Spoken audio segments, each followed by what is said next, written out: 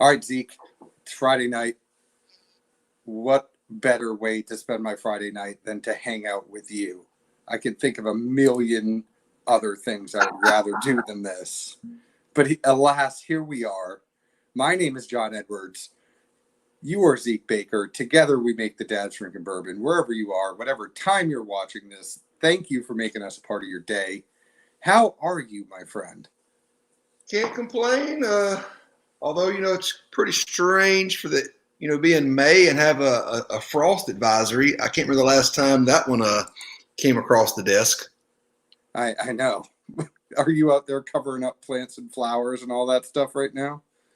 No, but I mean, it's cold outside.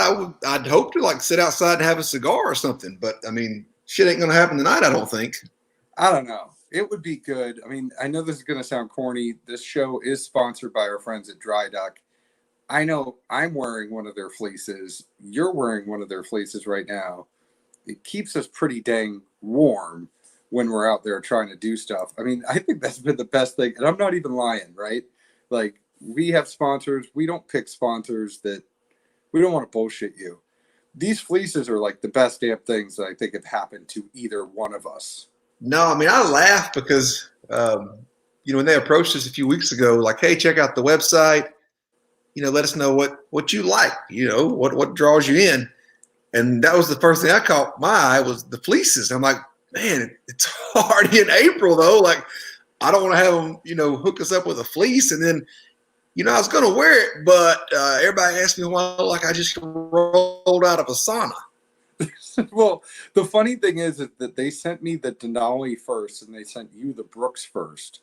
I mean, I love them both, but this Brooks feels like, it's like the fuzzy one that's like you're a bear. And I think that's kind of like me going to my natural habitat. And the Denali is more like Power Bottom Bear. Yeah, kind of. We're gonna keep that going, bud. Don't worry. But go ahead and go to dryduck.com. If you use code Bourbon15, you get 15% off your purchase. That is code Bourbon15 at dryduck.com. They also, I see you have a new hat. I have a new hat too. Really love the stuff. Thank you all, Dry Duck. Speaking of that, did you see what I put up on Instagram tonight? I caught a glimpse, and then I decided that my life was more important. And had to just drop my phone. I think I threw it in the passenger seat so I wouldn't get distracted on the way over here, and I would arrive safe and sound. Now, see, when you said I decided my life was more important, I'm thinking like your day-to-day life is more important. No, you mean your actual physical living, breathing life. I mean, there's just some things you don't want to see while you're driving a car. Yeah. Well, the funny thing is you go ahead and you say, okay, what does Edwards look like? Everybody writes that stuff back. Some of it was super good, made me laugh. Some of it was really lame. But all these people started messaging me on the side, and they're like, you look like Big Show. They're like, do you know you look like the Big Show? And I'm like, man, I always kind of picture myself as a Stone Cold Steve Austin type guy. And you put me and the Big Show side by side. It's pretty uncanny. Well, I mean, maybe at some point down the road, you could come back as, his son or nephew or something. He has a Netflix show, so it could be your next out there. If anybody's out there watching, what's up, Brody? What's up, Chris? What's up, Alex? Alex says I'm a fuzzy bear. But the folks over there at Netflix, if you need me to come in as like the Big Show's long lost son or long lost brother, I am completely game. Reach out to me. I would love to be on the Netflix show. Or even just stunt double. I know, I could stunt double, right? I could. We have Eric on now. Whole bunch of people now coming on, watching Dad's Drinking Bourbon live on a Friday night. And, oh, God, Kyle's on. Our friend Kyle is on. He's working at the hospital right now, drinking water. Zeke, what are you drinking tonight? The main pour is Wilderness Trail. Oh, are you making up a little? You getting ready for Ian, our friend Ian Cox from I'm Skrewball trying. Whiskey? I'll save that for in a few minutes. I don't want to segue too far off. Now I've got Wilderness Trail Bourbon Whiskey, the LFG group pick that they just put out. It's Dr. Pat's putting out some great juice at Wilderness Trail, and Ryan and the LFG team they're up there with the sticker game. Let's be honest. Now that's another one that you are not going to share with me, right? You can't really play that card during this damn quarantine shit. Because, I mean, it's here. It's open. You're welcome to come drink it for as long as it lasts, which is not going to be too long of a time. But if you pass on the opportunity there, buds, it's on you. Yeah, I know. I'm not coming over. If you want to leave me 2 ounces on my porch, or I'll go pick it up off your porch, I'm okay with that. But I really don't want to see you yet. Actually, that might be fun. I just need to find like a slingshot or a BB gun first. True story. Like, come on by. I'm drinking Old Bardstown out of a mason jar right now. That's what I'm doing.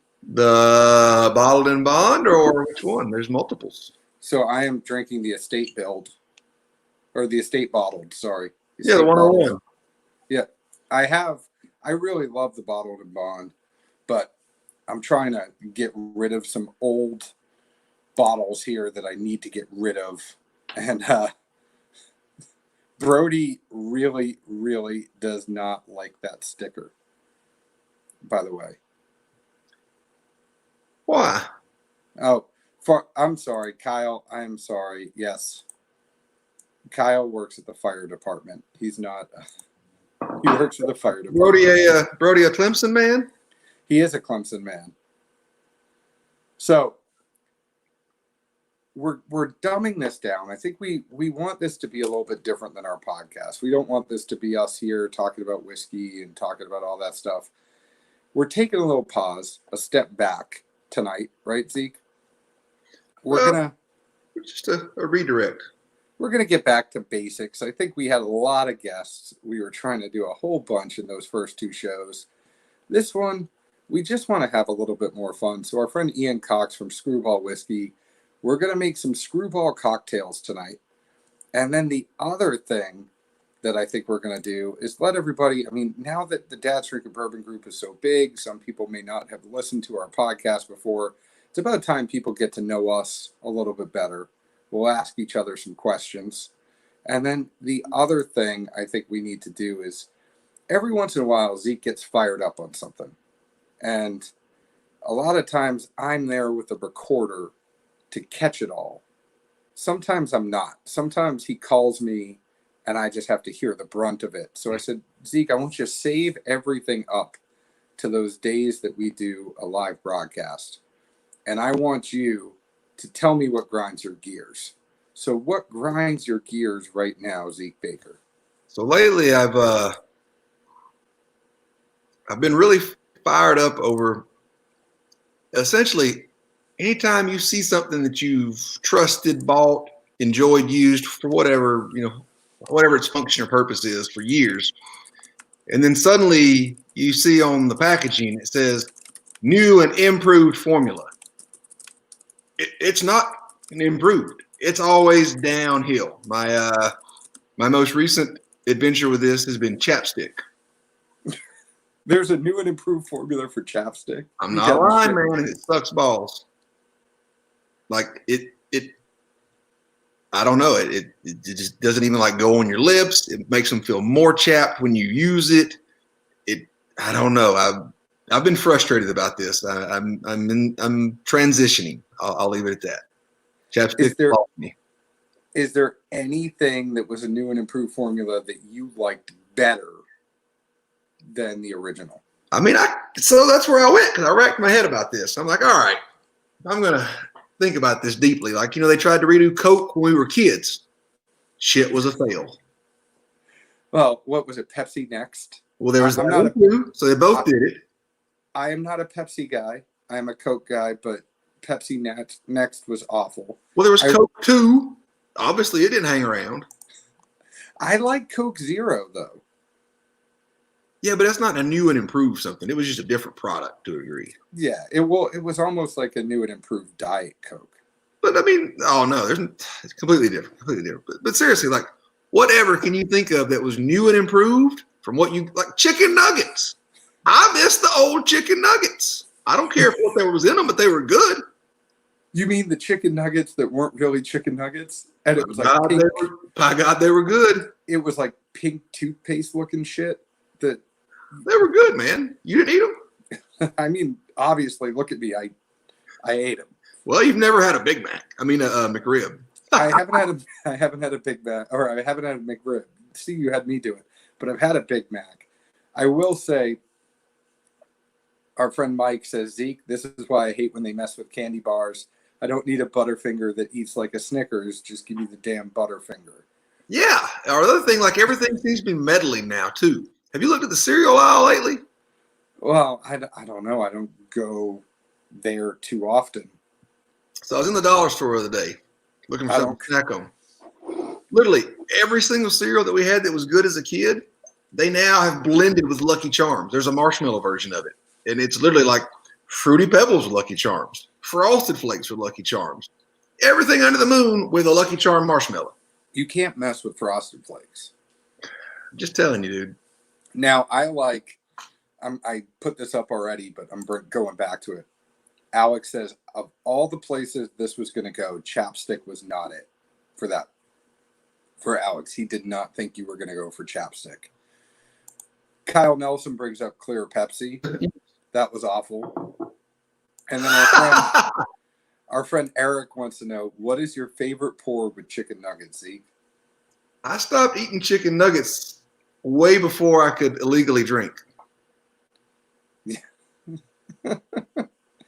All right. Well, we are going to come back to you and I to close this thing out. But right now, I want to go to our friend live from his kitchen bar, Ian Cox from Skrewball Whiskey. He's in his jammy pants. Yes, I am. I love it. It is Friday night at 9:40, man. I'm wearing my pajamas. Are you ready to go to watch Ozark here? Actually, I believe tonight I am starting The Shield because I finished Sons of Anarchy last night. So Sons of Anarchy is great, although the later seasons kind of went off the rails a little bit. But The Shield, I will just tell you, The Shield is one of the best damn shows ever.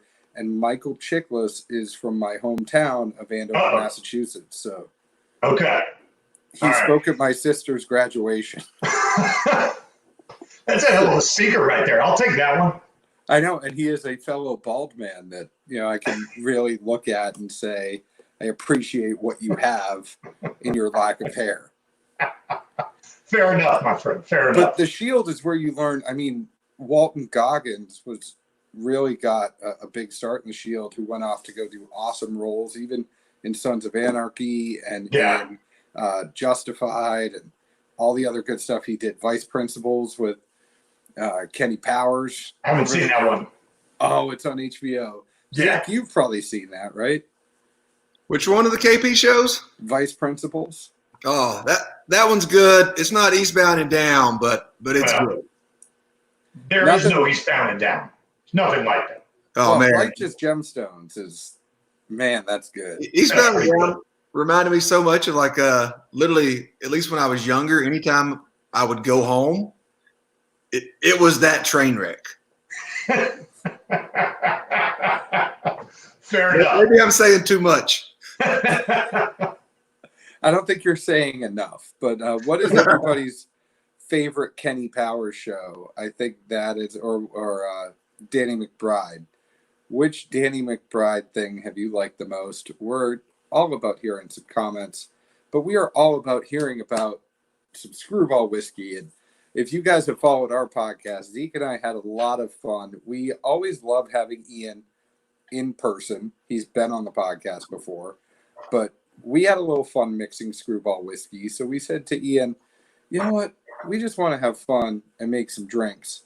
So tell everybody a little bit of what you do, because you don't just have Screwball. So give some love to all your brands. So I am the area manager for Infinium Spirits. I handle 4 different states for our company. I work in Tennessee, Arkansas, Alabama, and Mississippi, covering those 4 states with Screwball, Templeton Rye, Coraleo Tequila, Zaya Rum, Seagram's Vodka, Crystal Head Vodka, Coach King Corville Vodka. We've got just a bunch of fun, small brands. We picked up this one Seagram's that are Screwball that we did not, we thought would be big. We didn't know it would be this big, and it's just been amazing. So does Screwball keep you busiest out of all the brands? Lately it has been, yeah, for sure. Because we've just been trying to build it and build it and build it. I mean, we have a goal with this brand. We are historically the fastest growing spirit in the history of this. Okay? No spirit has grown like this, has done the numbers it's done in the first calendar year at this point now, or I guess rolling year, it's now officially been over 12 months since we took it nationwide. And we think we're going to hit 1 million cases in 2020, which has never been done this quickly before. And it's so funny because I talked to some brands and they're like, I was talking to someone today. They're like, I really can't wait till we hit 5,000 cases for a year. Like there are brands out there that are just dying to get 5,000 cases. And you're talking about 1 million cases for peanut butter whiskey. In 1 year. Who saw it? Not this guy. Somebody, our friend Kyle just said there's a history of peanut butter whiskey, but hey, Kyle, there's like 5 brands out there now. 6. There was no history before Screwball. Screwball has a great history behind it. And then our friend Mike said, I poured some Screwball into my vanilla ice cream last week. I have seen heaven, man. The first time I heard of this brand, I Googled it right after we announced it on our company-wide conference call. And the first article I came across was Skrewball Peanut Butter Whiskey is gross unless you put it over vanilla ice cream. And that was in Esquire magazine. And then, of course, you read the article and it's just talking how great of a brand this thing is, So what do you know what made them start peanut butter whiskey? The extremely short version of the story. Steve Yang, the owner and creator of it, he's a Cambodian refugee, and in his eyes, there's nothing more American than peanut butter and whiskey. So when he opened his bar, he was blending it together as his house shot. And they're like, maybe this will work, maybe it won't work. It worked. And so his wife, Brittany, who has her master's in biochem and her law degree, said, let's go into the lab and create a shelf-stable version of this. So she went in and created the shelf-stable version and just blew up from there. It's the true American success story is what we like to call it. Now, I'm not going to go, and this is not a show where we talk about like deep stuff into brands. That's something that we will do when you come on our podcast. Right. I do have to ask you while we have you, what are the chances that we get a higher proof Screwball in the future? I've asked, man. I don't know if it's going to happen. When you mentioned it the very first time to me, I brought it up, and I don't think it's going to happen for now, at least. Well, I'm just hoping that the fact that we have you on this, other people can now see this. We are all asking for a higher proof peanut butter whiskey. Hey, we got to get different sizes out first, my friend. True. Yeah. True. So we're going to make a couple cocktails. What are we going to make tonight? So we're going to make 2 cocktails. First was more geared towards the fact that earlier in the week it was 70 degrees and sunny, and it's the perfect kind of hot weather drink. Where it's called the Elvis, because hey, we all live in, well, not we all live in Tennessee, but I live in Tennessee. I live in Nashville. And so oh, really? Elvis, So do we. Oh, go figure. It's amazing how we met that way. So the first drink we're making, what was Elvis's favorite food? Well, peanut butter and jelly, or peanut butter and banana sandwich, right? And when I was in high school and playing football, I used to eat a lot of those as well as a nice mid-morning and mid-afternoon snack. So where are we going to start? We're going to start with the Screwball, right? Think of it this way, guys. This is a play on a daiquiri, on a classic daiquiri. That's all this is, right? So 2 ounces of Screwball right there. It's a nice big peanut butter flavor. I, of course, have a jigger. If you don't have a jigger at home, that's fine. Just eyeball a good pour, you know. Whatever Like you if you say, would I'm do doing jigger. double. Yeah. All right. Next thing we're going to use, this is Gaffard banana liqueur. You can't see it well in the light. This is the best banana liqueur out there. It's expensive, as Zeke alluded to earlier today when we were speaking, right? It's expensive because it's really good. They use actual bananas in it. But I'm using 99 Luft balloons. there you go. It's 99 bananas. Yes. So that'll work. There's your overproof banana right there. That'll How jack much do this you up. put that in? I put half an ounce in. Okay. Okay. So just enough in there to get the banana flavor, right? Now, because I did craft bartending and was a bartending nerd for a long time, fresh squeezed lemon juice for me, right? About half a lemon will do it. Again, Because I'm a dad, because you're a dad, you have that. I'm using some lemon juice. Half an ounce of lemon juice. Okay. Yeah, just a little splash in there. Right. Easy enough. Add ice. Now I'm upstairs, so you guys, y'all, what I had to do was I have a cooler. Hey, I'm away from my fridge, so I'm using a mason jar. No, so what I did was I have a cooler with ice packs in it. I knew I would get Zeke to laugh at this. This is why I did it this way too. So I have my ice cubes. How many ice cubes do you suggest putting in there, Ian? I put it in just so that the ice is, there's more ice in there than liquid, just because I'm going to shake it. But if you're just putting it in the glass and mixing it up, you know, put a good net, you know, just keep it cold. So again, I'm a cocktail guy, so I'm going to shake this thing.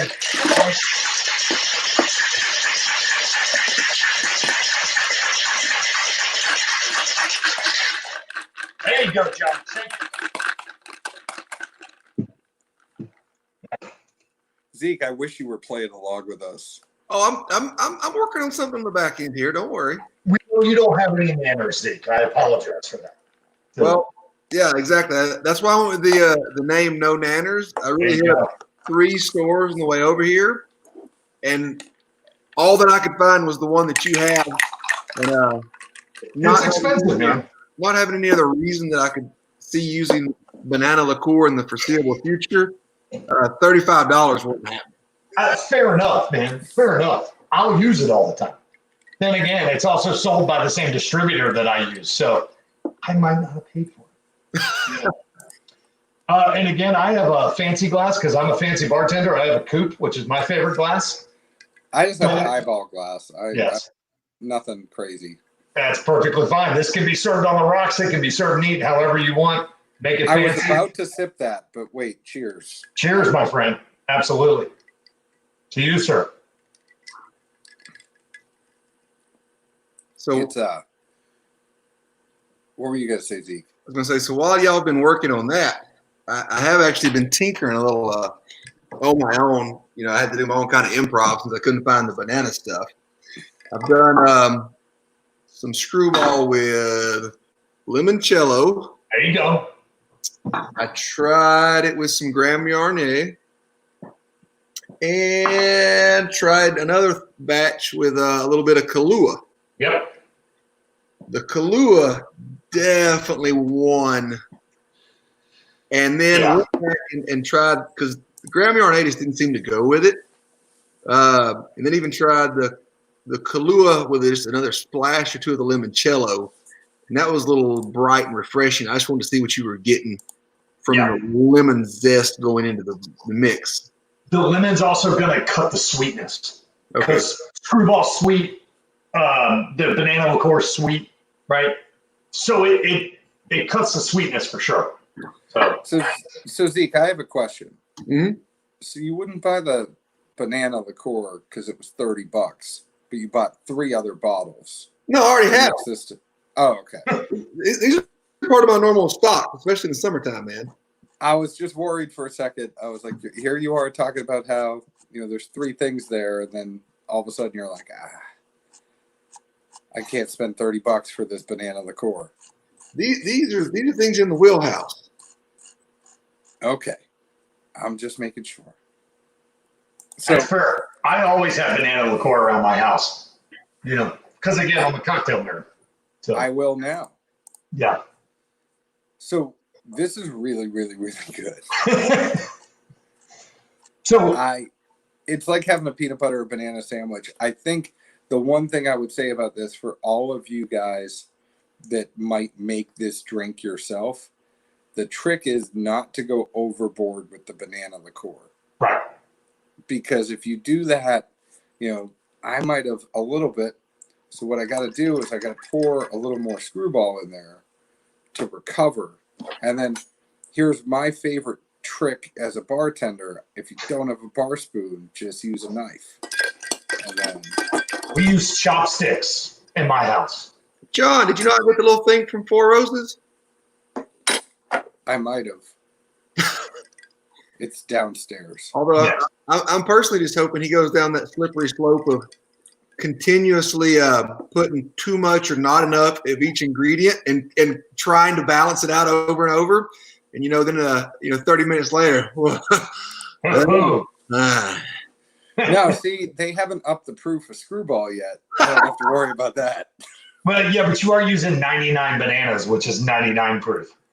Yeah, but I didn't put too much of it. There you go. Fair enough. No, Hey, but Screwball will sneak up on you, man. Zeke, I was a bartender, so have no fear. I can pour a drink. That's pretty good. It's very, very good. Now, Yeah. What are we doing next? All right, second drink we're going to make, because now that, once again, the polar vortex is hitting and it's winter, we're back to old-fashioned season, right? So I'm a classic old-fashioned guy. I mean, no muddle, don't muddle anything in my drink. I want the classic whiskey, sugar, bitters, and water, and the water's coming from the ice, right? But because it's Screwball and we're gonna have a little bit more fun with it, we're gonna do a peanut butter and jelly old-fashioned, right? So where we're going to start, we're going to put only 3/4 of an ounce of the Screwball in there, because that gets you a long way, right? So some people were saying my volume was a little bit lower. I just want to say, is this better now? I've turned myself up.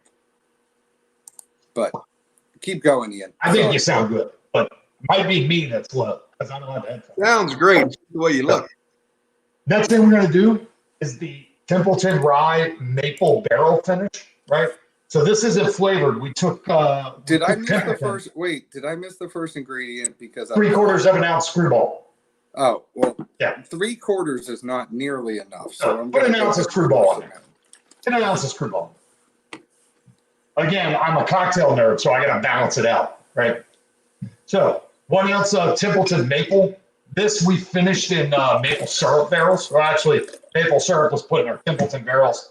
And we took that out and put the Templeton back in. This is Finally- a great bottle. And Ian, you are overdue coming on the show to talk about this. We have to talk about some of the Templeton stuff. Yeah, But I'm glad I still have a half a bottle of this left to be able to do this. that is not going to be around much longer. The maple isn't. So once that's gone, it's gone. This year we're coming out with rum barrel finish. We're finishing some in Zaya rum barrels. I need to get one more maple barrel finish because that thing was good. Yeah, it's good. You So, never poured that for me, John. I've been here every single time you've been over. Just saying, you've never brought it damn up. it, Zeke. I poured it for you at a show, Zeke. I don't know if you remember. And he gave me half the bottle that was left. That's how I have half the bottle. And I was Yeah. waiting for him. So, finally, what we're going to use is creme de yvette, right? This is a violet liqueur. Chambord works, which I see that's a raspberry liqueur. And we're going to do, I do about 1/4 ounce of that because, again, a little bit goes a long way. Do more if you want. So, whatever kind of fruity liqueur you want to use in that works really well. So, finally, what old fashioned isn't complete without some bitters. So, we've got Angostura orange bitters. Hey, nice. I have the same ones. There you go. Right on. I do this just in my drinking glass, right? So we're going to add the ice. Just top your glass with ice. John, I have a bar spoon. I bet you do. I may or may not have about 6 of them, all different. I'll trade you for one. I'll get you one next show if they ever happen again. I'm going to shake mine. I'm going to be able Take to. care. Oh, I wish that lid would fly off and shit go everywhere. what's It's that? not going everywhere, Zeke. It would be a good live moment. So our friend Brody wants to know, what about a Reese's Manhattan with Screwball and Kings County chocolate whiskey? I haven't done it with Kings County. I've done it with the Bird Dog chocolate. Because my buddy works for Bird Dog, so he gave me one. That works really well. Screwball with anything in chocolate, man, goes really, really well together. And even throwing in some sweet vermouth to keep it classy Manhattan works really well. Zeke, the people want to know what you're drinking. So this time around, I started with the Screwball and Kahlua again. That was definitely where the most energy was. I've got a little bit of Cooper's Craft. I like Brown Foreman, and this is probably just the best, like, easy drinking mixer they have that doesn't dominate if you're trying to throw it into a profile. I like it pretty good, and I didn't really measure anything. I just kind of ad-libbed where I thought it should go. But there's a little peanut butter, the sweetness of the Kahlua, and then just enough kind of Brown Foreman, malt toasted barrel at the back end to give it a little bite. Cheers, John. Cheers. Cheers, Zeke. There you go, buddy. This peanut butter and jelly one is where it's at for me. I think. Yeah. It's if I'm not going to go chocolate, I'm probably going to go that peanut butter and jelly over the banana. More a little. It's boozier. It's good. I'm a fat kid. Come Hey. on, like, it's the peanut butter and banana. It's almost got a little bit of like healthiness to it. I mean, It does have fruit in it. It does have fruit. This is got like, lemon. This is like peanut butter and jelly. Right. I think the next time you have a date night, you just mix those up and then get naked and go run into the house going, it's peanut butter jelly time. If you're ever at any of the the bacon and barrel or the whiskey warmer events or anything like that, which I know you guys are, but if anybody watching is out there, there's a good chance I am making one of these drinks, if not both of them. I think you made the Elvis at Bacon and Barrel, didn't you? I believe so. Yeah. And you make it better than me. So I was a good bartender, but I was really good at pouring beer and shots of whiskey. You were a drink pourer. No, I can make a good. I can make a good drink. I'm just telling you shit. I was a drink pourer for a long time, man. That's how I got my start in this business. And then I started bartending, being a real bartender. Did you ever work at a place where you wear suspenders? Because I feel like that's what makes you a real bartender. Oh no, I wore a vest and tie. Where did you bartend again?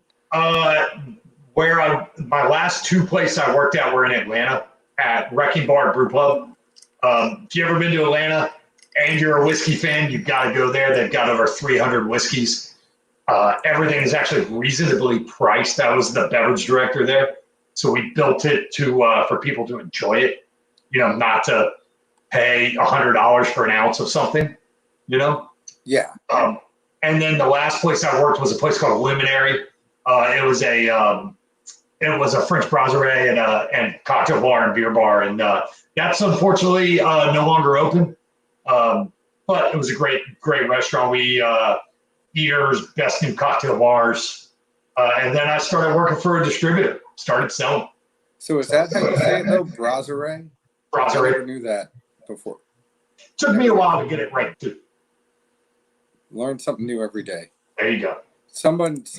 Brody said, has anyone ever fat washed Screwball in bacon fat for an elevated Elvis? I have heard rumors of it. I have not done it. I have just garnished with a piece of bacon for fun. I think Brody's going to try to kill somebody with the diabetes. I like Daniel said definitely would go with John for my go-to bartender. Those pours look heavy. That's Fair how I enough. would get you to. That's how I would get you to give me the extra tip. But then if the bar rescue guy came in, he would yell at me and say, "You're not pouring." And you dealt with the man, the myth, the legend, John Tapper. no, but I'm saying like if he ever came in and like I Oh. poured like that, he'd be like, "Your bartenders are pouring too much. You got to do the 2 count. 1, Right. 2." John Tapper doesn't know what he's talking about either. So Yeah, I know. He was just there for show. Oh, You gotta cut your menu down. You have too many. I mean, everything was the same thing. Cut your menu down, have a signature drink, and your bartenders can't pour for shit. yeah, he was just trying to be Gordon Ramsay. Is all he was doing of the bar world. So so I do have to say this has been awesome. I hope we get to see you again soon. yes. Go to www.screwballwhiskey.com. See our friend Ian Cox. You can find him on Instagram, Cox Italian.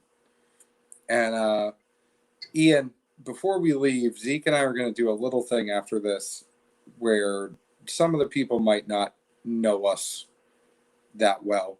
They might not have listened to the podcast for the past 3 years. They might just be finding us now. So Zeke and I are going to ask you, we're going to ask each other a couple of questions. It's not going to be a lot. But do you have anything you want to know about us before we say bye to you? Man, I would say, what was the very first whiskey you had that you said, damn, that's good? Or, when you had it at 15 years old, you're like, I'm never drinking that again. I mean, I had Beam first. I liked it. Yeah. I mean, I wasn't like, damn, this is the best thing I've ever had. But I definitely gravitated towards bourbon more than other things when it came time to start drinking in college. I think I went the bourbon route simply because Pops was a gin man. And I was a hyper kid. And he decided that was better than Ritalin and Adderall. And I was at night. Take a sip, boy. Yeah, there you go. Get one more. If your tongue's still moving, you're getting a third, though. A long time to come back around to gin. There you go. I think bourbon was the natural choice. As far as the first thing that got me in the opposite direction, at some point right after high school, my parents decided to go to Maine. And obviously you have a house party. Yeah. Had a rough hit in a young relationship. And I think I drank about a whole bottle of SoCo. Ooh, yes, I had that night. Never. No, never did. I drank a bottle of SoCo my freshman year in college. And when I started actually bartending, and the SoCo and lime was the shot of choice, I used to have to open the bottles like this because I couldn't even smell it. No, So I have a question that came from Eric Black, and I have a little bit of a clarification here. So he says, I know Zeke and John are Eagle Scouts. Is Ian? Now, Ian, before you answer, Ian, you might as well stay and just play this with us. This is fun. And anybody who has any questions, feel free to put them in the comments, and we will answer them. That is what we will do for the next couple of minutes here. But clarification, and I'm just picturing Zeke's face right now when I'm about to say this. I'm not an Eagle Scout. I was a Cub Scout. I was trying to get you right when you were drinking, Zeke, but I was only a Cub Scout. I did not make it past Cub Scouts because then I spent a whole bunch of time playing sports. I thought that was a skate or die phase for you. That was one of the sports I did. I was still doing other sports while I was a skateboarder. Ian, can you picture John on a skateboard? Now? I think I'd be highly entertained by it. But, Ian, the best part about it is I had long hair that was down past my ears. Yeah, you did. And Yeah, you did. And I had I had the mushroom, so it was shaved underneath with the long hair. Yes, yes. See, I tried to do that look, but my hair doesn't grow down; it grows out. So I had the white boy fro. So it was like shaved on the sides, but my hair didn't go down. So it was literally a mushroom up top. Zeke. Yes.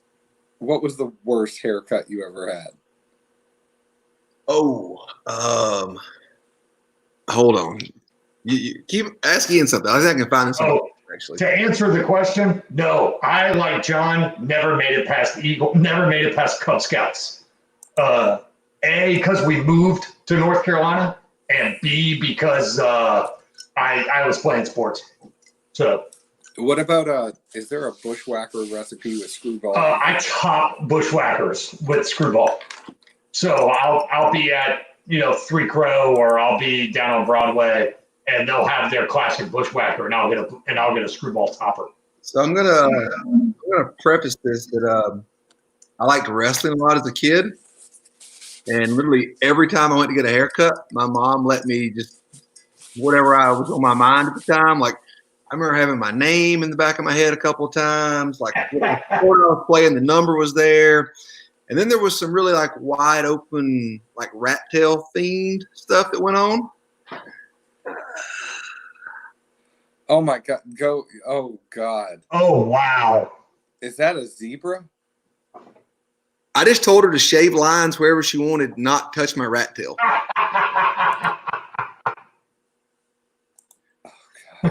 God. I mean, if either of you can top that, have it. No, you won. They let you out of that. Like, if you were my kid, I would have been like, all right, fine, you got that at the hairdresser. I'm going to shave your head as soon as you get home. Well, I remember my dad, he traveled for work all the time, and he'd just come in and just like look at me sometimes and be like, what the fuck just happened to my kid's head? Barrel Strength Gentleman says racing stripes. All right, here's a good one from our friend Tim. The first bar you'd like to have a pour at when you're let free from quarantine. And these are all Nashville bars, so Yeah. Ian, you go first. You know all the bars. I would probably go Crying Wolf right now. That's been my bar of choice. I'm a dive bar fan, man, but I want to go to a dive bar where I can get a good drink. Mostly I drink beer with a pour on the side. I'd go Crying Wolf. Zeke? I think I would probably just go 404. Honestly, it's kind of a default go-to, but love Bolus. Always a great food, great pours, and no more than I or John and I get out with the kids. Like, I'll just go big because it's not going to happen again for another 4 months. Well, I have my bottle in my locker at 404. I have a Jack Daniel's Barrel Proof and a Weller Full Proof that I'd like to see how they've been doing for the past few months. But, I'd like to see how they've been doing too, and drink them and then send you pictures. But where I really want to go have a pour when this is all over? Santa's Pub. Yes. I just want to go to Santa's Pub and drink PBR and sing karaoke and just, Zeke's eyes rolled. Okay, another question. We'll end this here soon, y'all. Cookie cutter question. One person dead or alive to share a pour with. What's that now? One person dead or alive to share a pour with. John, you always go so deep. I didn't do it. Look, it's on the screen. Somebody asked it. Dumbass.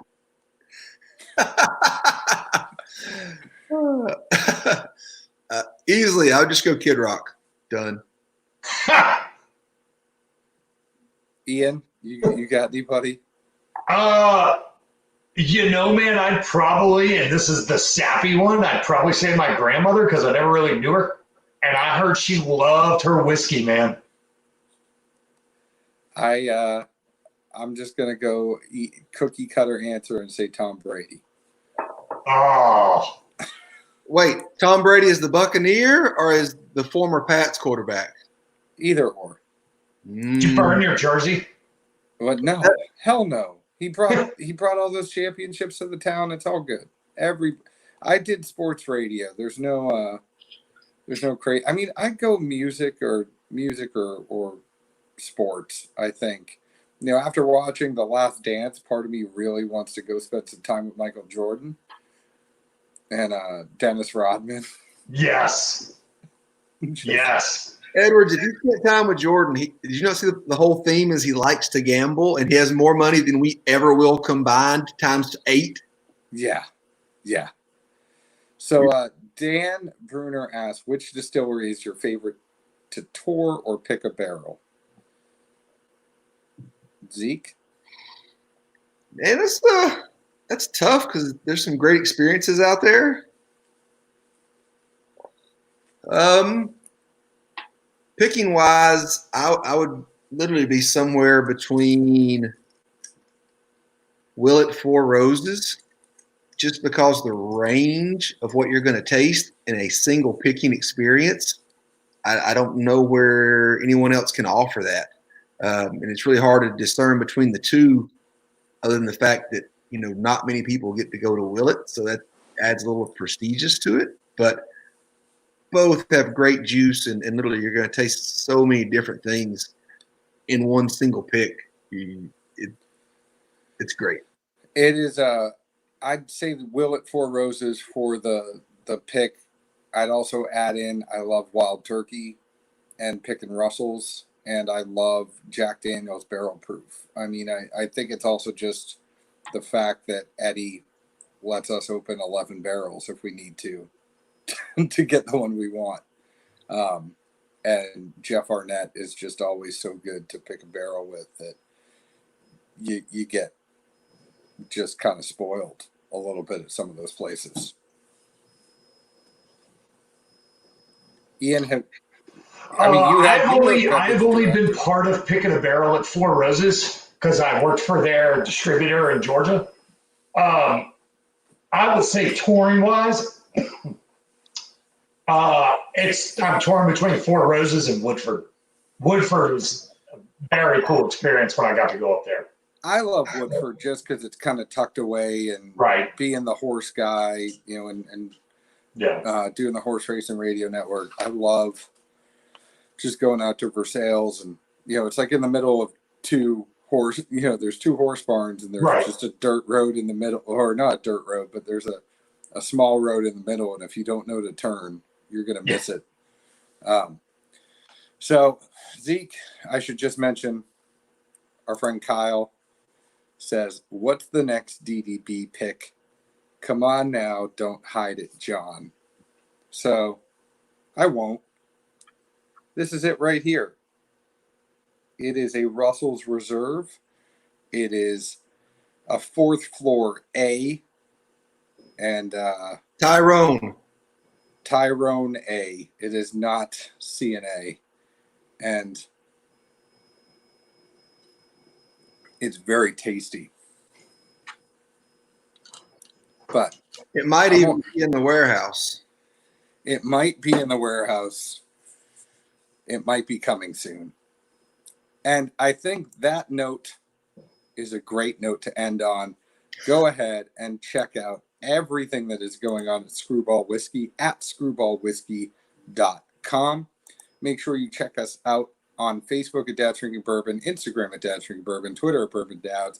Please download our podcast wherever you download your podcast, Apple, Google Play, Stitcher, Spotify, iHeartRadio, YouTube, whatever it is. We are on it. Zeke, where else can the folks find us? Good old Nashville, Tennessee. And, most importantly, I want to give a big shout out to Ian for being the only one here wearing pants. Hey, I had to stand up tonight. But Ian, thank you so much for being on. Gentlemen, thank you for having me. This was a blast. Cheers. Cheers. Ciao. We'll hopefully see you soon. Oh, we need to. We need to.